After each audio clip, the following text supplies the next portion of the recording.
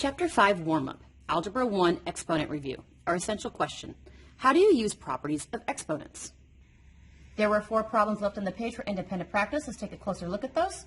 We're supposed to type these into our calculator. So let's go ahead and type this into your calculator. The base was a 6. Hey, I want my exponent.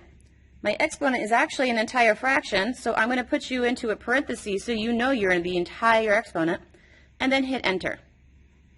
My decimal is 2.04767. Round you to 2 decimal places. The 7 is going to make the 4 go up, so this is 2.05.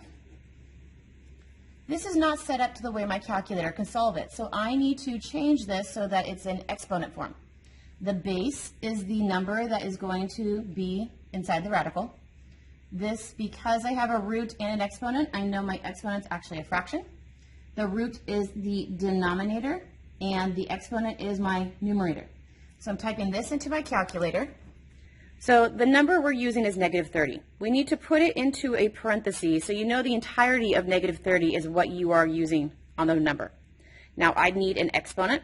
I'm going to put the entire exponent inside of a parenthesis so I can tell my calculator, hey, this is the entire exponent.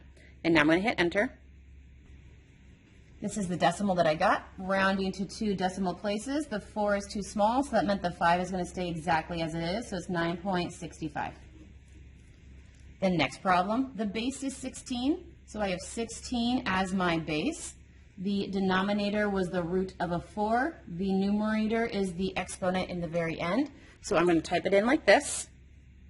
So I have the entirety of 16 being raised to a fractional exponent, and I just get 32. Last problem. I'm going to type it in exactly as it is. So I have 64 being raised to, here's a parenthesis saying, hey, my entire exponent is the negative 2/3 fraction.